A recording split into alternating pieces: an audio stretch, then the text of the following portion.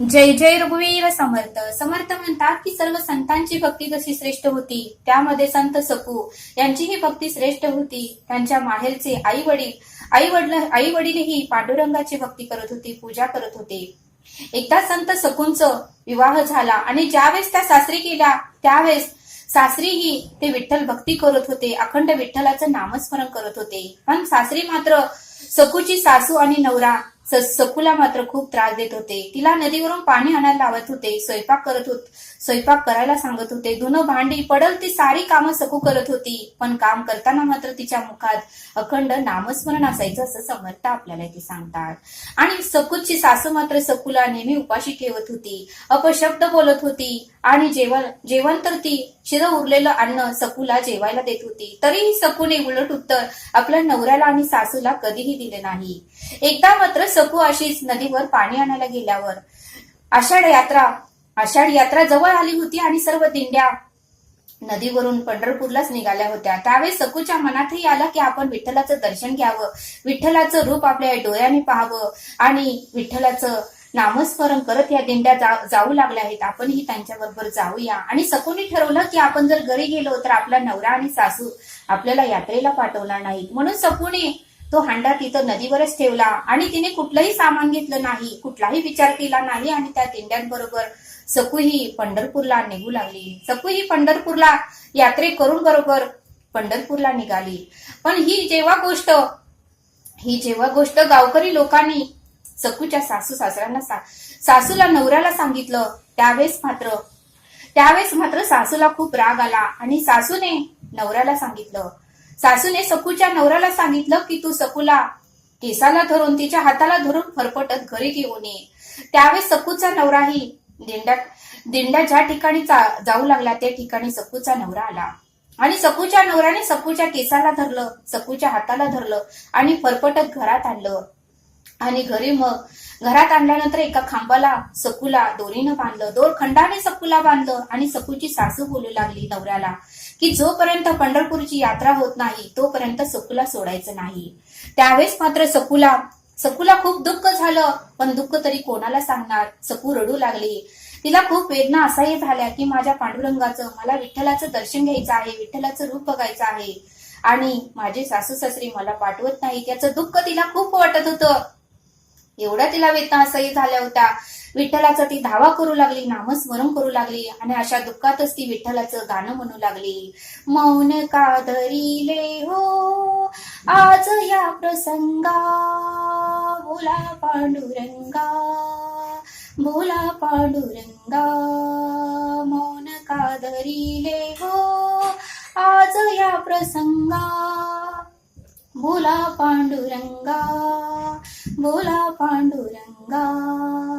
तुम्ही निर्मिले जेते कीर्त लोहखंड, झरा पाण्याचा तेथे वाहतो अखंड. तुम्ही निर्मिले जेते कीर्त लोहखंड, झरा पाण्याचा तेथे वाहतो अखंड. जरा आटला देवाचा आटली चंद्रभागा, बोला पांडुरंगा, बोला पांडुरंगा. जरा आटला देवाचा आटली चंद्रभागा, बोला पांडुरंगा, बोला पांडुरंगा. मौन का धरिले हो आज या प्रसंगा, बोला पांडुरंगा, बोला पांडुरंगा. नकळत आम्ही येते केले जरी पाप, क्षमा करा लेकराला तुम्ही माय बाप. नकळत आम्ही येते केले जरी पाप, क्षमा करा लेकराला तुम्ही माय बाप.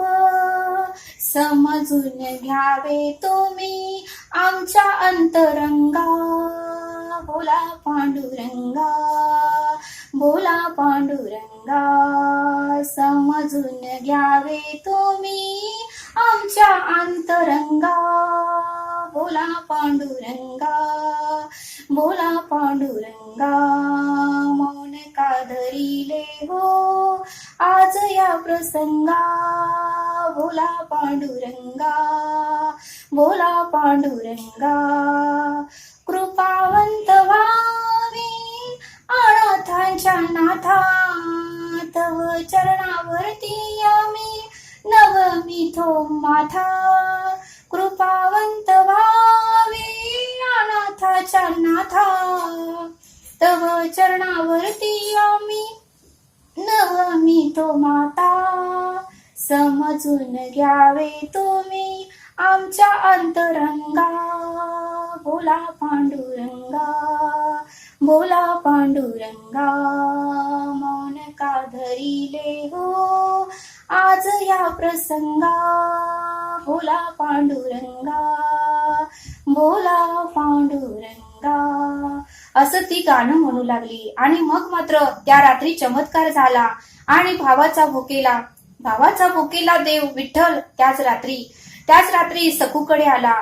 त्याच रात्री स्त्रीच्या रूपात धावत सकूकडे आला आणि सकूला हाक मारू लागला आणि सकूचा दोरखंड सोडून सकूला यात्रेला जाणाऱ्या दिंडीत आणून सोडले. विठ्ठल हा स्त्रीच्या रूपात आला आणि सकूला सोडलं आणि सकूला यात्रेला जाणाऱ्या दिंडीत आणून सोडलं आणि परत सकूच्या घरी येऊन स्वतःने खांबाला बांधून घेतले. परत सकूच्या घरात येऊन सकूचंच रूप घेऊन सकूला त्या स्वतःच्या हाताने त्या खांबाला बांधून घेतले. आणि 15 दिवस झाल्यावर सकूची यात्रा पूर्ण झाली. 15 दिवस झाल्यावर मात्र सकूची यात्रा पूर्ण झाली आणि सकूने विठ्ठलासमोर जाऊन सकूने विठ्ठलाला सांगितले की जवळ मी जिवंत आहे तोवर पंढरीचा वेस ओलांडणार नाही. मी जवळ जिवंत आहे तोपर्यंत मी पंढरीचा वेस ओलांडणार नाही असा निश्चय सकूने केला. आणि मग मात्र सकूने विठ्ठलाच्या मंदिरात विठ्ठलाच्या चरणावरच आपले प्राण सोडले. आणि मग मात्र वारकऱ्यांनी सकूला उठवण्याचा खूप प्रयत्न केला पण सकूचा मृत्यू झाला होता. आणि मग मात्र सगळ्या वारकऱ्यांनी तिच्या मृतदेहावर अंत्यसंस्कार केले. मग मात्र सगळ्या वारकऱ्यांनी तिच्या मृतदेहावर अंत्यसंस्कार केले आणि मग मात्र सकूला मुक्ती मिळाली. मग मात्र सकू येईपर्यंत सकूच्या घरी असणाऱ्या त्या विठ्ठलाची सुटका होणे अवघड होते. कारण विठ्ठलाने सकूचं रूप घेतलं होतं. जोपर्यंत सकू घरी येत नाही तोपर्यंत मात्र विठ्ठलाची सुटका सकूच्या सासरी लोकांकडून होणे अशक्य होते. आणि मग मात्र त्याची चिंता रुक्मिणी मातेला लागली. आणि मग मात्र रुक्मिणी मातेने काळजीपोटी ज्या ठिकाणी सकूचे दहन केले होते त्या जागेवर रुक्मिणी माता गेली आणि तिने अस्थिवर नजर टाकली. अस्थिला स्पर्श केला आणि अस्थिला स्पर्श झाल्यावरच लगेच सकू जिवंत झाली. लगेच सकू तंताक्षणी जिवंत झाली. आणि रुक्मिणी माता सकूला म्हणाली तुझा आता नवीन जन्म झाला आहे तेव्हा तू परत सासरी जा आणि माझ्या पतीची म्हणजे विठ्ठलाची तू सुटका कर.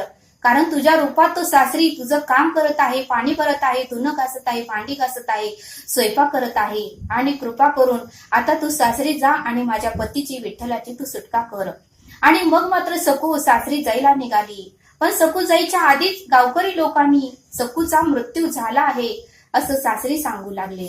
पण सासरच्या लोकांना विश्वासच बसेना. कारण सकू तर त्यांच्या बरोबरच होती. ती नदीवर पाणी आणायला गेली होती. सासरचे लोक मात्र विश्वासच सासरच्या लोकांना बसेना. पण ज्यावेळेस खरी सकू घरी आली त्यावेळेस मात्र त्या सकूला सर्व काही प्रकार समजला. आणि विठ्ठल आपली सर्व कामे करत आहे ही सर्व काही हकीकत तिला कळाल्यावर मात्र तिने विठ्ठलाचे पाय पकडले आणि ती रडू लागली की तुम्ही माझ्यासाठी किती कष्ट सहन केले. माझ्यासाठी तुम्ही 15 दिवस इथे राहून सगळी कामं केली. खांबाला सुद्धा तुम्ही एवढे दिवस बांधून राहिला. किती तुम्ही माझ्यासाठी वेदना सहन केल्या. आणि खरंच तुम्ही धन्य आहात परब्रह्मा विठ्ठला पांडुरंगा. खरंच तू माझ्या मदतीला किती आलास. तू माझ्यासाठी किती कष्ट सहन केले. असं म्हणत ती डोळ्यात अश्रू काढून रडू लागली. आणि हे सर्व प्रकार पाहून मात्र सकूच्या सासूला आणि नवऱ्याला आपल्या चुकीची जाणीव झाली. हे सर्व प्रकार पाहून मात्र सकूच्या सासू आणि नवऱ्याला आपल्या चुकीची जाणीव झाली. आणि तेही विठ्ठलाची भक्ती करू लागले, तेही विठ्ठलाचं नामस्मरण करू लागले. आणि मग मात्र त्यांनी सकूला कोणत्याही प्रकारचा त्रास दिला नाही.